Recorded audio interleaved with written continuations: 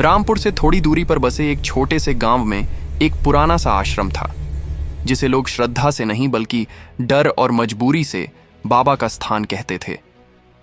उस आश्रम में रहने वाला बाबा बाहर से देखने में साधु जैसा लगता था। माथे पर चंदन, गले में मोटी माला और चेहरे पर झूठी शांति, लेकिन उसके भीतर का इंसान पूरी तरह अलग था। वह बाबा धर्म को साधना नहीं बल्कि कमाई का साधन मानता था। गांव के सीधे साधे लोग उसकी चालाकी को समझ नहीं पाते थे, क्योंकि वह अपने शब्दों को ऐसे घुमा फिरा कर बोलता था कि सामने वाला खुद को ही दोषी मानने लगता था। बाबा को सबसे ज्यादा निशाना गरीब परिवार बनते थे, क्योंकि उन्हें डर भी ज्यादा होता था और सहारा भी कम। उसी गांव के किनारे एक टूटी फूटी झोपड़ी में रहता था एक गरीब परिवार। परिवार में थे रामदीन, उसकी पत्नी शांति और उनकी 2 छोटी बेटियां। रामदीन मेहनत मजदूरी करके किसी तरह घर चलाता था। शांति दिन भर दूसरों के घरों में काम करती थी। दोनों की जिंदगी संघर्ष से भरी थी, लेकिन उनके दिल साफ थे। गांव में जब भी कोई बीमारी आती या कोई परेशानी होती, बाबा खुद को भगवान का दूत बताकर आगे आ जाता। रामदीन भी कई बार बाबा के पास गया था, क्योंकि उसके पास और कोई रास्ता नहीं था। बाबा रामदीन की मजबूरी को अच्छी तरह जानता था। वह जानता था कि यह आदमी डर से भरा हुआ है, अपनी बेटियों के भविष्य को लेकर हर वक्त चिंतित रहता है। बाबा उसकी इसी कमजोरी का फायदा उठाता। वह उसे डराता कि अगर उसने बाबा की बात नहीं मानी तो उसके घर पर और विपत्ति आ जाएगी। बाबा की बातें सुनकर रामदीन का दिल कांप जाता। वह हर बार अपनी मेहनत की कमाई में से कुछ न कुछ बाबा को दे आता, यह सोचकर कि शायद इससे उसका घर बचा रहे। समय बीतता गया और बाबा का लालच बढ़ता गया। पहले वह दान के नाम पर थोड़ा बहुत लेता था, फिर उसने अलग अलग बहाने बनाने शुरू कर दिए। कभी कहता ग्रह ठीक नहीं है, कभी कहता कोई अदृश्य बाधा है, कभी किसी अनहोनी का डर दिखाता। गरीब लोग उसके सामने नतमस्तक रहते और बाबा भीतर ही भीतर उनकी बेबसी पर हंसता। उसके लिए आस्था एक नकाब थी और लालच उसकी असली पहचान। शांति को धीरे धीरे बाबा पर शक होने लगा था। उसे बाबा की आंखों में वह पवित्रता नहीं दिखती थी जो एक सच्चे साधु में होती है। लेकिन वह यह बात रामदीन से खुलकर कह नहीं पाती थी, क्योंकि रामदीन पहले से ही डरा हुआ था। वह किसी भी तरह जोखिम नहीं लेना चाहता था।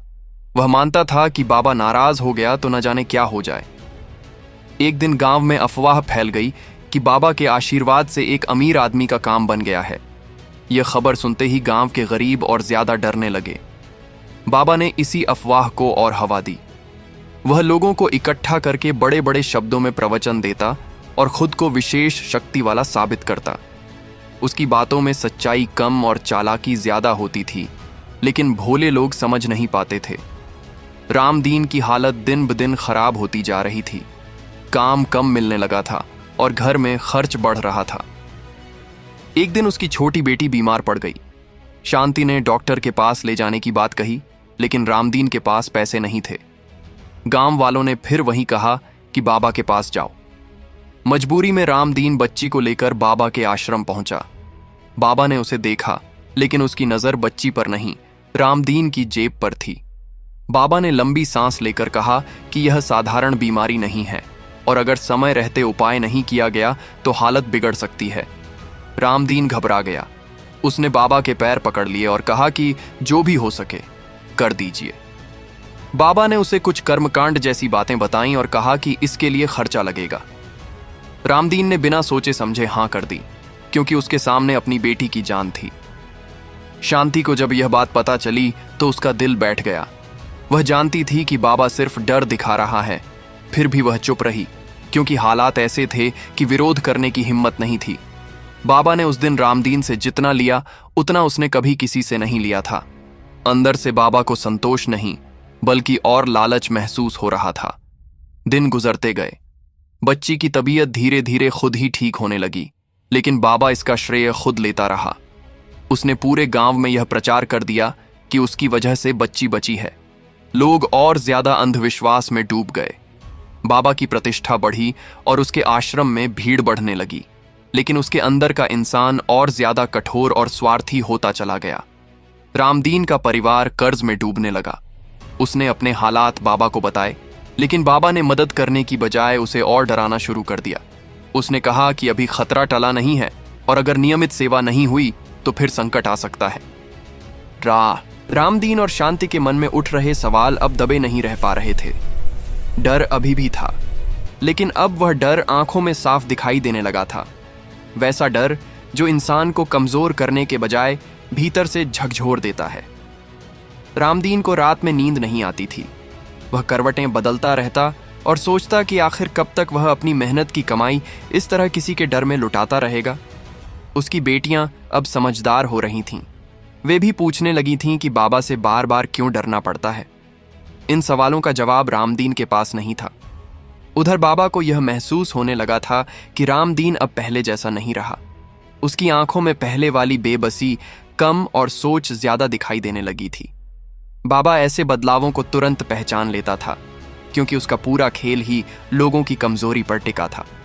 उसने रामदीन पर फिर से दबाव बनाना शुरू किया।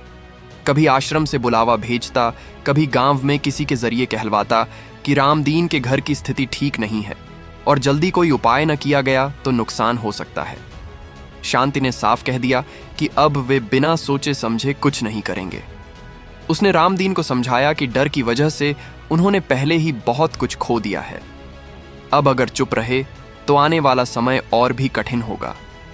रामदीन का दिल जोर जोर से धड़कता था, लेकिन शांति की बातें उसके भीतर कहीं गहराई में उतर रही थीं। गांव में जो पढ़ा लिखा युवक आया था, उसका नाम मोहन था। मोहन धीरे धीरे गांव वालों से घुल मिल गया। वह किसी पर सीधा हमला नहीं करता था, बल्कि सवाल पूछता था। वह कहता कि अगर कोई सच में भला करता है तो उसे डराने की जरूरत क्यों पड़े। उसकी बातें कुछ लोगों को चुभती थीं, लेकिन कुछ लोगों को सोचने पर मजबूर भी करती थीं। बाबा को यह सब बिल्कुल पसंद नहीं था। एक दिन बाबा ने आश्रम में बड़ा जमावड़ा रखा।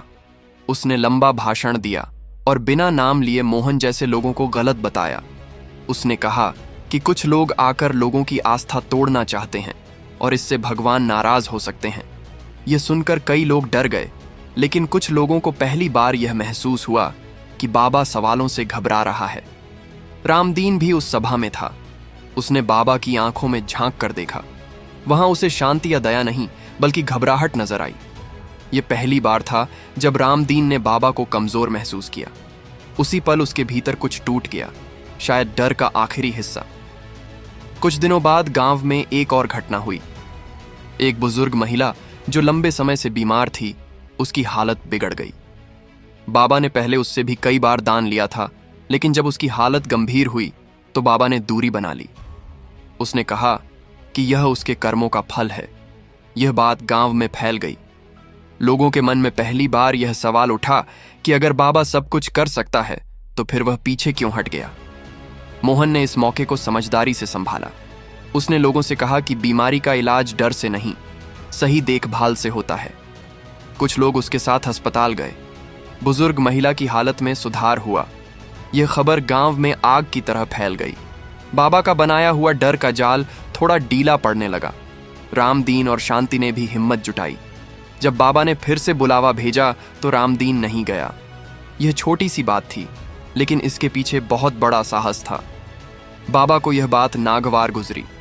उसने गांव में रामदीन के खिलाफ बातें फैलानी शुरू कर दी, लेकिन अब लोगों का भरोसा पहले जैसा नहीं रहा। शांति ने पहली बार खुलकर गांव की महिलाओं से बात की।